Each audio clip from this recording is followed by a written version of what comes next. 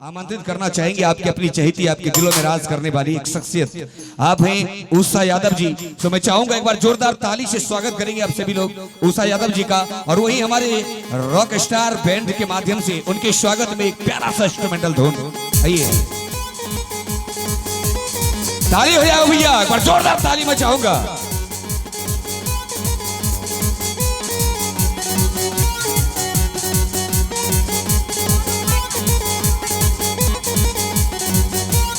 और उनके साथ उनका साथ देने के लिए आ रहे हैं हमारे मोनू माइकल जी। तो आई एम हैप्पी कि आप सभी लोग इस दौर को आप सभी लोग एंजॉय करेंगे। जोरदार ताली हो जाए। आइए आदरणीय सुश्री उषा यादव जी और आप हमारे माइकल जी, बहुत बहुत धन्यवाद।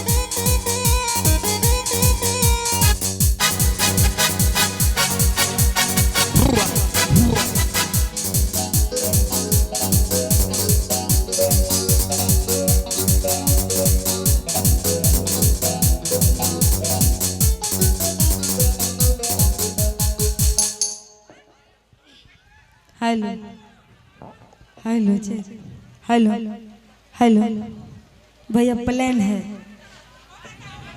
Hello hello hello hello hello hello की हाल हो भैया? आइए ठीक चलो। जार बहुते लगे जा की हो। सबसे पहले जितने भी हमारे चाची लोग आई हुई है, हमारे भाई बहन माता बहने और हमारे चाचा लोग, जितने भी हमारे फैंस लोग हैं, सभी को इस स्टेज के माध्यम से उषा यादव की तरफ से पैर छू के प्रणाम। और आप लोग आशीर्वाद देना चाहते हैं तो अपना दोनों हाथ को ऊपर करके आशीर्वाद दे दीजिए और ताली बजाइए। उठा लो भैया, सब लोग सब गोटा उठा लो। क्या ना उठबे तो ठंडा लगे जा की हो। और मैं धन्यवाद देना चाहूँगी जीतू भैया जी को, जिन्होंने हम कलाकारों को आमंत्रित किए और इस रंगमंच पे गाने का मौका दिए हैं। और यहाँ पे बहुत सारा कैमरा लगा हुआ है, जैसे कि Sanjeet music centre, Prince music centre, गजब म्यूजिक सेंटर और स्टार नाइट शो, बहुत सारा है। तो आप लोग जितना भी हम लोग आज गाना गाएंगे सब कल से यूट्यूब पे आप लोग सर्च कर लीजिएगा। बहुत सारा चैनल वाले हमारे भैया आए हुए हैं, तो आप लोगों के लिए ही मेहनत कर रहे हैं, आप लोग सपोर्ट जरूर करिएगा। तो आइए ज़्यादा टाइम नहीं लेते हुए और कहना है हेलो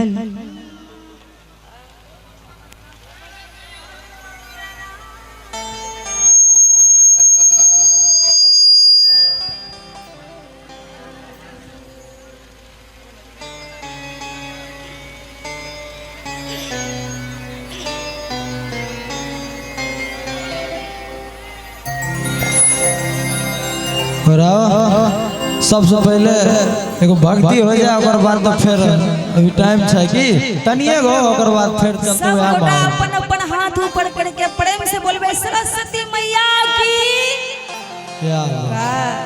मैया बिना वाली की। अरे वाह, बहुत सारा फैन है हमारे माता सरस्वती की। तो ये कहना है अरे धोवता धोवता तोहरे मंदिरवा हाथवा खियाइले हो रे, आता वो नहीं काहे मैया, दया तो हराइले हो रे, तब वो नहीं काहे मैया। आइएगा भैया, बड़ा प्यारा भाव में कहना है और आप लोग ताली जरूर बजाइएगा ताकि हमें भी गाने का और अच्छे से गाएंगे और आप लोगों को खुश करेंगे। तो कहना है धोबता धोबता तोहरे मंदिरवा हाथवा खियाइले हो रे, धोबता धोबता तोहरे मंदिरवा हाथवा खियाइले हो रे, अब नहीं काहे मैया, अब नहीं काहे मैया, दया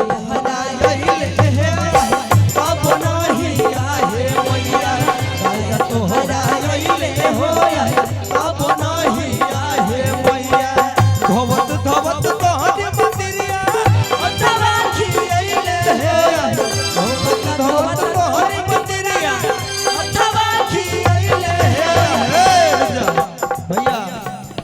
नहीं बजाए थे तनी तनी ताली दोनों हाथ उठा ले सब भाई तो मजा चले तो भक्ति के माहौल से तनिए तनिए कष्ट कर दोनों सब गोटा ताली सब गोटा हे कंजूसी करो चाची तनी तू दादे सब ना बढ़िया छथे माता के भजन में अभी भी लगल और की अरे कंजूसी नहीं तो अब हे मैया आइएगा ताली के साथ अरे तब नहीं आहे मैया दया तो हो राइले हे तब नहीं आहे मैया दया तो हो राइले हे तब नहीं आहे मैया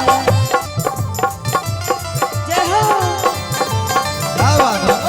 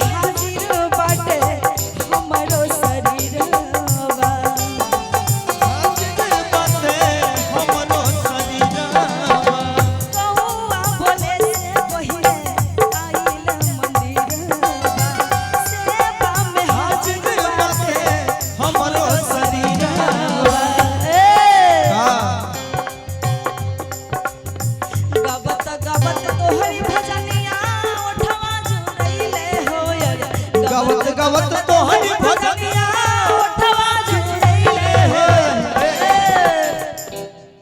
सब गोटा ताली नहीं बजे भ नहीं खाली हमें टा गइए ताली तनी देर के बाद बात तो किया भैया तू हो सब दह ना हमर जोड़ जब चलते ना अरे मुंह जरोना सुनने दो ना सब गोटा अपन हाथ ऊपर कर लियो अभी एक साथ कहे के छे अरे तब नाही काहे मैया दया तोहरा आइले होया तब नाही काहे मैया दया तोहरा आइले होया तब नाही काहे मैया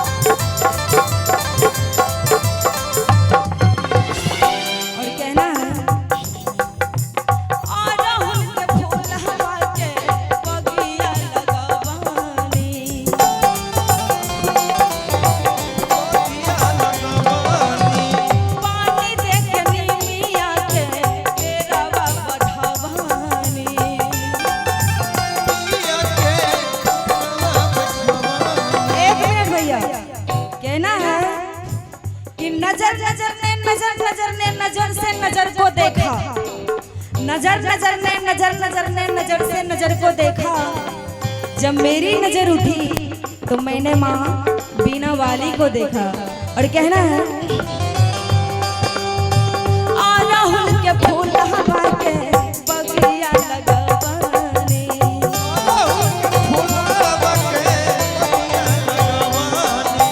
पानी दे के नीमिया के पेरावा बढ़ावानी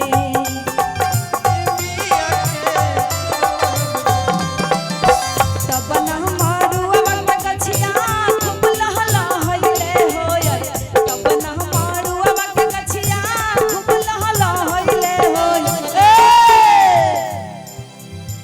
कहना अरे तबो नहीं काहे मैया